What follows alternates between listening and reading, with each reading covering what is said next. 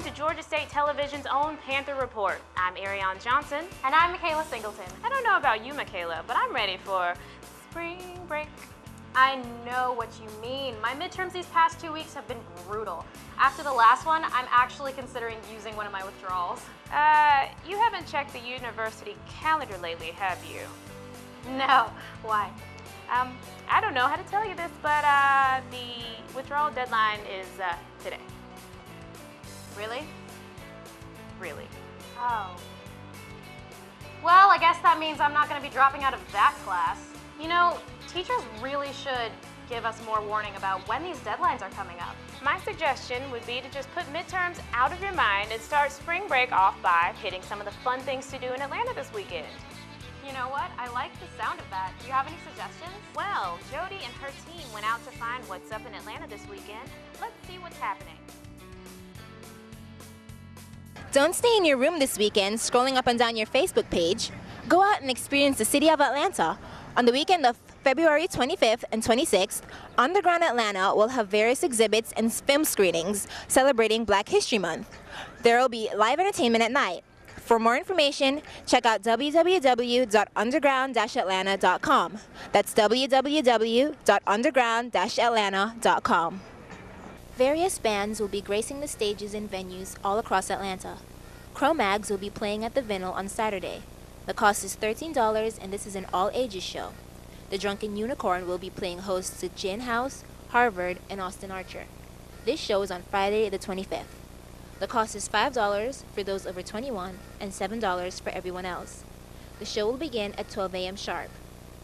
Don't be an a-hole. Check out the Village Theater in unique Cabbagetown this Saturday for the Improv A-Hole Show. Based on the drinking game, the actors will compete to become the funniest person of each round, or rather, the biggest a-hole. They'll be given a rule. For example, act like a Disney princess. They must follow the rule for the rest of the show, which ensures a night full of laughter. The show is ages 18 and up, and the cost is $10.32 with a service fee.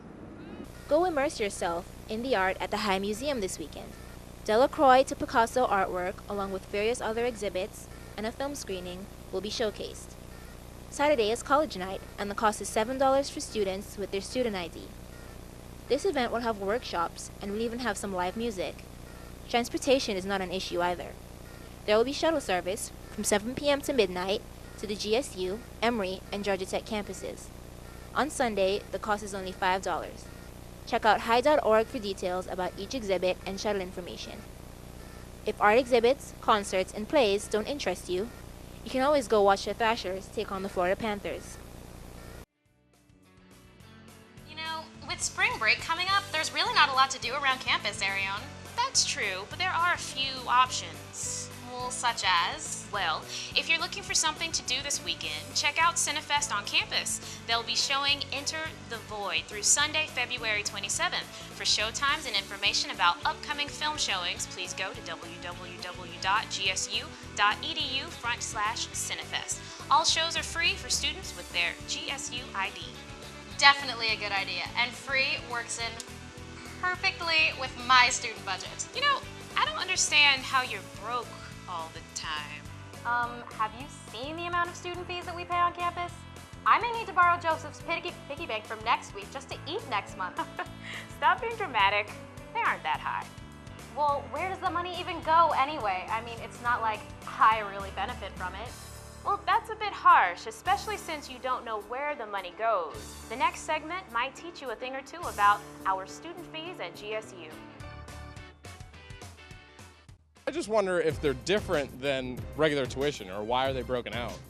Like, if we have to pay it, just like tuition, why is it a separate charge, and do we have control over it? Students across Georgia State University campus spend majority of their time sprinting to class, working out in the recreational facility, and attending sporting events across campus.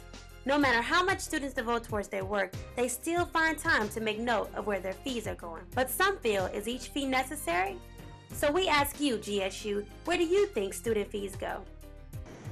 I'm sure the student fees are going to important things, but I don't think they're going to do anything for the library because they haven't so far. I think the whole, what the university is trying to sell is that the student fees are being used for games and stuff like that to build coliseums or whatever it is. Well, you know, as a student, I do enjoy going to football games and stuff, and you know, I try to get to as many events as possible, you know, since I do pay for them. I understand the fees. I know it's a lot of protesting going on about tuition hikes and everything. I graduated with the class of 2008, so luckily my tuition hasn't increased, but of course my fees has. Georgia State, unlike a lot of institutions, are implementing plans, and I do see progress. So I'm not on the fence, and I'm not gonna protest student fees and all of those things unless I have to graduate late.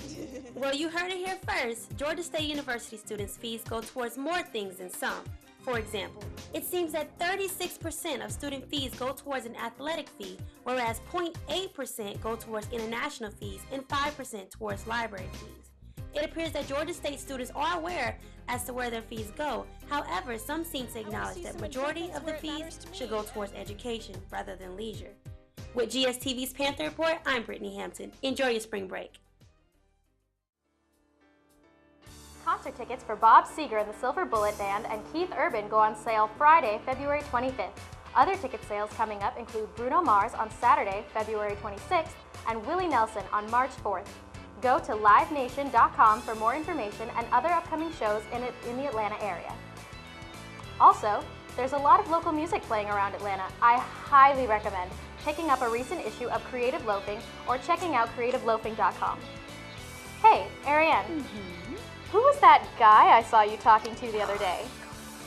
Oh, you mean Jean-Paul? He's a classmate of mine.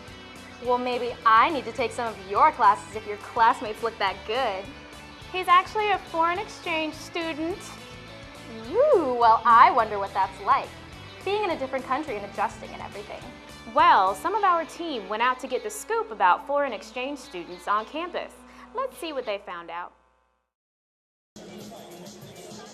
Georgia State University is a special campus. There has been a growing number of diversity in the student body. Since the 90s, the number of international students has doubled. Only in 2009, 1,400 students walked this campus. This number represents 5% of the total student body. I think international students come to Georgia State because of the wonderful academic programs. I think they come here because of this vibrant international city. I think they come here because of the weather, frankly. But they come first and foremost for the academics. But you're right, we have 1,400 international students here on some sort of visa, and they represent over 120 countries. According to the data from the International Students Department, the top 5 countries that chose Georgia State University to study were China, followed by India, South Korea, Ivory Coast, and United States neighbor, Canada. Ina Cybers and Barbara Smith from Netherlands came here 7 weeks ago and are having the times of their lives. All my friends will probably hear a lot of America, and maybe they're getting annoyed by it, but I don't care. If you get the chance to do something like this, you should do it, because it's like an opportunity and an adventure, and it'll definitely change your life, because now we've been here, you grow a lot, you learn, you find yourself, you encounter yourself, and that's not easy at sometimes, but you learn a lot, and you just grow as a person. If you're in the mood for a laugh, Atlanta has some great options. Are there any improv shows happening this weekend? Dad's Garage will be continuing their show, The Best Love Story Ever Told, on Friday, February 25th at 10:30 p.m. It's the sweetest love story you'll ever see, narrated by the most badass rock stars you've ever heard. For more information, go to dadsgarage.com. Also, Relapse Theater has automatic improv on Tuesday, March 1st at 8 p.m. It's their short form improv, kind of like what you see on Whose Line Is It Anyway? Also, if you want to hit the movies, there's some new releases at theaters around town. Films opening this weekend in Atlanta include Drive Angry, The Grace Card, and Hall Pass. Other films coming out soon include Rango, Take Me Home Tonight, and Beastly, which hits theaters on March 4th. Also, don't forget to check out Who Wins the Oscars on Sunday, February 27th. Honey, I've been planning my Oscar viewing party for months. It's gonna be fabulous. Well, I didn't get an invitation. You're welcome to come. No thanks. I will just throw an Oscar viewing party of my own, and it will be much better. And And that's what she said. Ariel, it looks like we've reached the end of this week's episode. Time to start spring break. You've got that right. Don't forget to visit the Panther Report's YouTube page on youtube.com/GSTV Panther Report if you've missed anything. You can also check us out on Channel 75 if you're living in university housing. Not to mention that we'll soon be on live stream. Live stream? It's the online side of GSTV. Viewers all over the world will be able to tune in and watch GSTV from their personal computer. They'll just have to visit www.gstvonline.org and click on the top bar that says click here to watch GSTV Live. I'm Ariane Johnson. And I'm Michaela Singleton. Have a great spring break, GSU. And don't do anything we wouldn't do.